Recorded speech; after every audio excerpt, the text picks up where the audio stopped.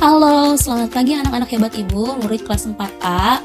Bertemu lagi dengan Ibu Sondang. Kali ini kita masih belajar dari buku tema 9, subtema 2, namun sudah memasuki pembelajaran 4 ya. Nah, Ibu mau kalian menyiapkan buku, alat tulisnya ya, sehingga kalian dapat menyimak dan mencatat pembelajaran yang akan Ibu jelaskan. Dan kalian akan mengerjakan tugas yang akan Ibu berikan. Nah, sebelum belajar, kalian harus sarapan terlebih dahulu ya, sehingga kalian bisa fokus menyimak penjelasan Ibu hari ini. Oke, kita langsung masuk ke pembelajarannya ya. Nah, kali ini ada 3 manfaat pembelajaran yang akan anak-anak Ibu dapatkan. Yang pertama, kalian dapat membedakan hak dan kewajiban saat memanfaatkan sumber daya alam. Yang kedua, kalian dapat menuliskan gagasan pokok dan pendukung setiap paragraf. Yang ketiga, kalian dapat melakukan wawancara tentang akibat apa jika kita tidak melakukan kewajiban menjaga lingkungan alam. Nah, hari ini ada 2 mata pelajaran yang akan kita pelajari hari ini. Yang pertama, PPKN, yaitu hak dan kewajiban saat menggunakan sumber daya alam. Yang kedua, bahasa Indonesia. Pertama, kalian akan belajar menuliskan gagasan pokok dan pendukung setiap paragraf. Lalu kalian akan melakukan wawancara tentang akibat tidak melaksanakan kewajiban menjaga lingkungan alam. Nah, anak-anak Ibu masih ingat kah apa itu sumber daya alam? Ya, sumber daya alam itu disebut juga dengan kekayaan alam ya anak-anak. Karena sumber daya alam itu adalah segala sesuatu yang berasal dari alam. Nah, sumber daya alam ini digunakan manusia untuk memenuhi kebutuhan hidup dan untuk kesejahteraan hidupnya. Nah, coba anak-anak Ibu perhatikan tabel berikut. Di sini ada beberapa sumber daya alam dan terdapat di beberapa lingkungan yang berbeda dan memiliki manfaat yang berbeda pula. Jadi dapat kita ketahui bahwa sumber daya alam itu dapat memenuhi kebutuhan manusia baik sandang, pangan, dan papan ya anak-anak. Nah, selanjutnya coba kalian amati gambar yang ada di sini. Ada gambar sawah, sungai, peternakan ayam, batu bara, kilang minyak, dan juga emas. Coba kalian kelompokkan gambar mana saja nih yang termasuk sumber daya alam yang diperbarui dan gambar mana saja yang termasuk ke dalam sumber daya alam yang tidak dapat diperbarui. Kalian tulis jawabannya di buku tulis masing-masing ya. Nah, selanjutnya selain kita dapat memanfaatkan sumber daya alam, kita memiliki kewajiban terhadap sumber daya alam. Karena sumber daya alam itu ada yang dapat habis jika kita pakai terus-menerus. Contohnya adalah sumber daya alam yang tidak dapat diperbarui seperti hasil-hasil tambang ya anak-anak. Nah, walaupun sumber daya alam yang dapat diperbarui itu dapat mudah didapatkan kembali seperti air, udara, dan lain sebagainya, kita tetap harus menghemat ya anak-anak supaya kita dapat menjaga keseimbangan lingkungan. Nah, selanjutnya bentuk kewajiban kita dalam memanfaatkan sumber daya alam dapat kita tunjukkan nih dengan cara melakukan berbagai usaha pelestarian sumber daya alam. Contohnya seperti hemat energi dan mengurangi penggunaan tisu. Hemat energi, coba di sini amati energi apa yang dihemat melalui kegiatan ini. Iya betul, energi air. Nah, di sini ada contoh kita harus mengurangi penggunaan tisu. Karena tisu berasal dari apa anak-anak? Iya betul, tisu berasal dari pohon yang diolah. Jadi kita harus mengurangi penggunaan tisu ya anak-anak, sehingga kita juga dapat menyelamatkan ketersediaan pohon yang ada di lingkungan. Nah, selanjutnya kalian juga dapat menghemat energi lainnya seperti bahan bakar minyak. Coba bahan bakar minyak itu terbuat dari apa anak-anak? Iya betul, minyak bumi. Minyak bumi adalah sumber daya alam yang berasal dari fosil tumbuhan dan hewan yang melapuh berjuta-juta tahun lamanya, sehingga untuk didapatkan kembali butuh waktu yang lama ya anak-anak. Oleh sebab itu, kalian harus irit menggunakan bahan bakar minyak.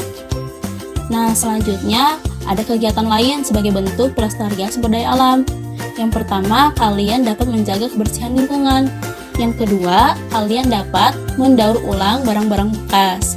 Yang ketiga, kalian dapat mengolah sampah. Dan yang terakhir, kalian dapat menanam tanaman. Nah, di sini ada orang yang sedang memilah sampah. Ini juga adalah kerajinan yang memanfaatkan botol minum menjadi barang baru yang bermanfaat. Yang ini juga ya anak-anak, ada kerajinan tas dan lain sebagainya. Nah, kalian juga harus menanam tanaman cukup yang sederhana ya, seperti yang ada di pot kecil.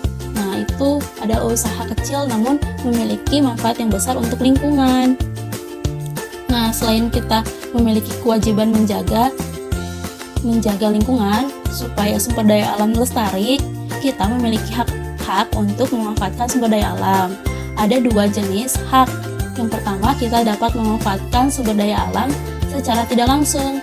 Maksudnya itu, sumber daya alam yang ada harus diolah terlebih dahulu sebelum bisa digunakan. Misalnya, kayu diolah terlebih dahulu sehingga dapat menjadi perabotan rumah tangga. Nah, yang kedua, pemanfaatan sumber daya alam secara langsung. Maksudnya, sumber daya alam yang dapat kita ambil di alam itu dapat kita gunakan langsung tanpa harus melalui proses pengolahan. Contohnya, sinar matahari yang kita manfaatkan untuk menjemur pakaian dan menjemur tubuh. Nah, di samping itu, kalian buka buku halaman 77. Kira-kira perilaku apa saja yang menunjukkan perilaku tidak bertanggung jawab dalam memanfaatkan sumber daya alam? Nah, di sini Ibu contohkan kegiatan manusia yang akan mengganggu kelestarian alam. Yang pertama, penambangan liar, ladang berpindah, perburuan binatang secara liar, penangkapan ikan dengan cara yang tidak tepat, dan membuang sampah sembarangan. Nah, penambangan liar ini tidak boleh kita lakukan ya anak-anak, karena jika kita selalu menebang, maka kita akan kehabisan sumber daya alam pepohonan.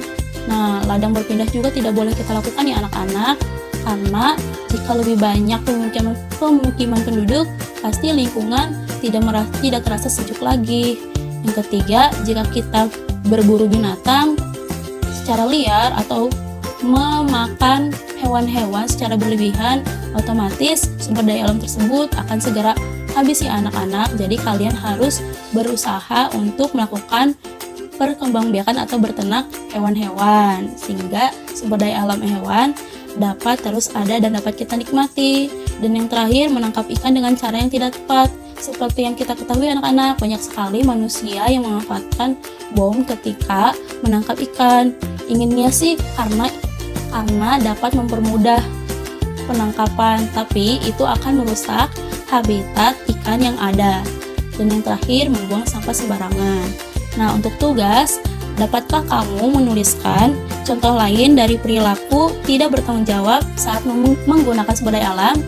Kalian kerjakan dan buat tabelnya seperti pada halaman 77 ya. Nah, selanjutnya kalian baca juga teks yang ada di halaman 78 dan 79. Teks yang berjudul Manfaat Minyak Bumi untuk Kehidupan Manusia. Nah, di sini Ibu akan memberikan contoh cara menentukan gagasan pokok suatu paragraf. Ibu ulas kembali ya, gagasan pokok itu dapat ditentukan dengan cara melihat kalimat utama.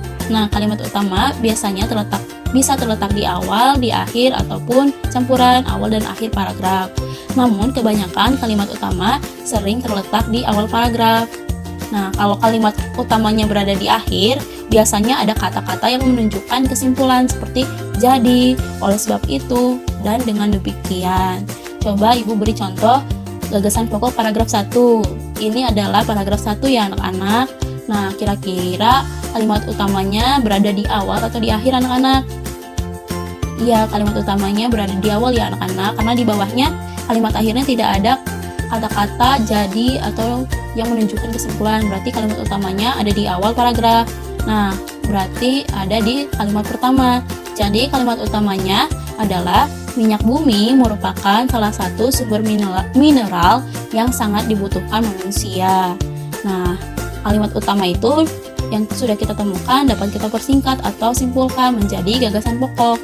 Sehingga gagasan pokok paragraf 1 adalah minyak bumi salah satu sumber energi yang sangat dibutuhkan manusia. Nah, selanjutnya gagasan pendukung.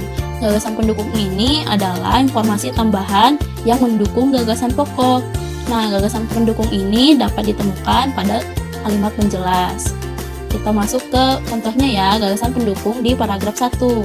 Nah, yang pertama kita tentukan mana saja kalimat penjelas.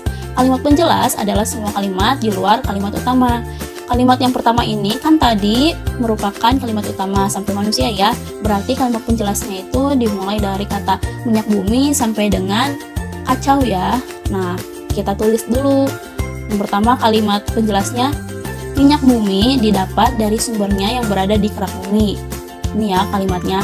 Yang kedua, proses pengambilannya dengan cara dibor pada kilang-kilang minyak.